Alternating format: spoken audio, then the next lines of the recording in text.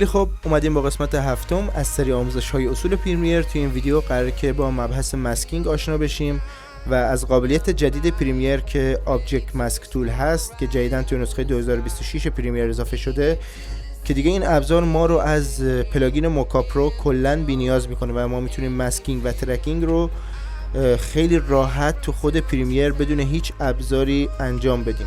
البته اینو بگم، ابزار موکا پرو هنوز حرفه‌ای ترین پلاگین برای پریمیر هست، یعنی از خود این ابزار پریمیر که تازه اومده فعلا حرفه‌ای تره. حالا شاید توی آپدیت های بعدی، نسخه های بعدی پریمیر این ابزار اونقدر پیشرفت کنه که دیگه ما دیگه به هیچ پلاگینی نیاز نداشته باشیم، ولی خب فعلا باز هم حرفایی برای گفتن داره و میشه برای شروع کار از این ابزار به حرفه‌ای ترین شکل ممکن استفاده کرد.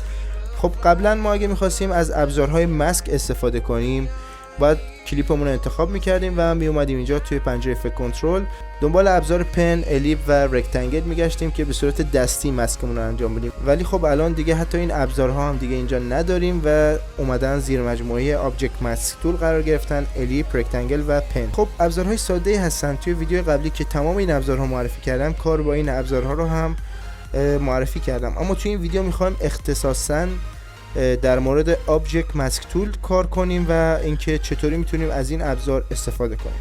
اونو انتخابش میکنیم و الان کافیه که همین ابزار رو بیام اینجا روی سوژه مورد نظرم قرار بدم. همینطور که میبینید به حرفه‌ای ترین شکل ممکن داره نمایش میده که سوژه‌مون رو از بک‌گراند جدا کرده. حالا جلوتر هم میریم، باز هم بدون هیچ مشکلی، ولی فکر کنم اینجا یه ایرادی داره. حالا فعلا کار با کارش نداریم. اینجا هم همینطور که میبینید کلیپ رو انتخاب میکنم، حتی موها رو با دقت بسیار بالایی جدا کرده. حالا قبل از اینکه شروع کنیم به ماسک کردن، این ابزارهایی که اینجا ظاهر میشه رو میخوام بهتون معرفی کنم. اینجا ماسک اورلی داریم که وقتی ماسکتون رو انجام بدید رنگ ماسکتون رو میتونید تعیین کنید. حالا میتونه سبز باشه، آبی باشه، یا حالا هر رنگی که اینجا موجود هست. و اینجا لسو رو داریم. وقتی شما میخواید یک محدوده مشخص کنید که به صورت اتوماتیک خودش براتون انتخاب کنه، میتونید از لسو استفاده کنید که مثلا اینجا بکشید و بگید توی این محدوده برای من انتخاب کن، یا اینکه بخواید از رکتانگل استفاده کنید که در واقع میکشید و خودش تشخیص میده.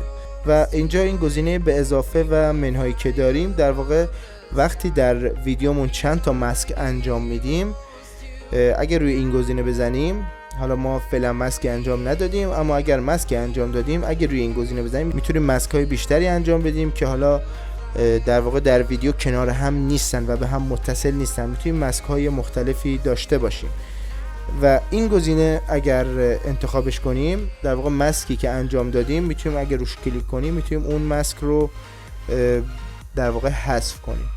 خب حالا شروع میکنیم. من در واقع نشانگرم رو اینجا قرار میدم و انتخاب میکنم. همطور که ببینید سوژه برای من انتخاب شد و اینجا میام رنگش رو تغییر میدم. حالا فعلا روی قرمز قرارش میدم. الان من اگر بیام اینجا روی این گزینه آبجکت ماسک راست کلیک کنم و روی چینج تو اپاسیتی ماسک کلیک کنم، میبینید که پس زمینه رو برای من حذف میکنه و خیلی راحت تر. حالا از اونجا که هنوز ترکینگ رو انجام ندادم میبینید که فعلا کاری نمیکنه. خب الان من دوباره راست کلیک میکنم روی این گزینه و برمیگردم به حالت قبلی. و خب اینجا در زیر مجموعه آبجکت ماسک ترکر رو داریم که حالا جلوتر باش آشنا میشیم و اینجا فیدر رو داریم. اگه درست تلفظ کرده باشم، اگه هم اشتباه تلفظ کردم به بزرگی خودتون ببخشید، که حالت فید دورور آبجکتمون رو میسازه. دقت کنید حالت فید که حالا میشه گفت در یک سری از موارد میتونه کاربردی باشه. و اینجا اپاسیتی رو داریم که دیگه نیاز به تعریف نداره و اینجا اکسپلین رو داریم که در واقع حاشیه ها رو بیشتر میکنه. خب و اینجا گزینه اینورتد رو داریم که برعکس میکنه، یعنی ما اگر این شیپ رو انتخاب کردیم اگر این گزینه رو بزنیم دور و برش انتخاب میشه و این دیگه خودش دیگه در حالت انتخاب شدن نیست. و اینجا بلند مود رو داریم که حالا میتونید اینجا با حالت اد باشه یا این گزینه باشه یا این گزینه باشه، دیگه به انتخاب خودتون. خب حالا چطوری ترکینگ رو انجام بدیم که وقتی در واقع سوژه‌مون حرکت میکنه این ماسک بودن، حالت ماسک بودن هم کنارش حرکت کنه. خب الان ما برمیگردیم به اول فریم و اینجا روی این گزینه کلیک میکنیم و اینجا شروع میکنه به ماسک کردن. دیگه بستگی به فریم ریت ویدیو و تنظیمات پروژهتون، تنظیمات سکانسی که انجام دادید و حجم و سایز ویدیوتون، این ممکنه زمان بر باشه و حالا اینجا همینطور که میبینید برای من نوشته که 1 دقیقه و چند ثانیه طول میکشه که تمام این ویدیو رو برای من ماسک انجام بده و از اونجا که داریم میبینیم که چطوری داره ترکینگ رو خیلی حرفه‌ای انجام میده، واقعا جای تحسین داره و میشه گفت احتمالاً در آپدیت های بعدی، نسخه های بعدی این ابزار حتی از پلاگین موکا پرو هم حرفه‌ای تر بشه.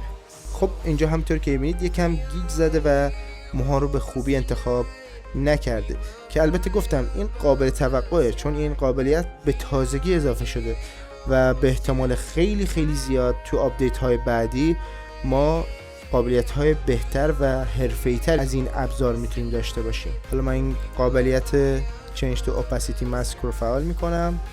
همونطور که میبینید خیلی حرفه‌ای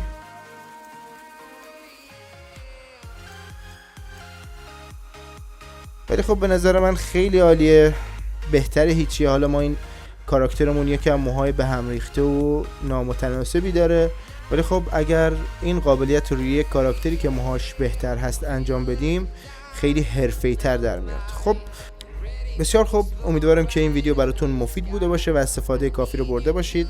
حتما نظرتون راجع به این ویدیو توی بخش کامنت ها بنویسید و اگر خوشتون اومد لایک و سابسکرایب فراموش نشه و برای ویدیوهای بعدی حتما زنگوله رو فعال کنید که با انتشار ویدیوهای بعدی اولین نفری باشید که مطلع بشید. فعلا بنده دیگه حرفی ندارم، بقیه حرفا رو شما توی کامنت ها بزنید. تا دیدار دیگر شما رو به خدای بزرگ میسپارم و یا علی. We will fly above the sky. We are heroes tonight. Yeah, we are heroes tonight.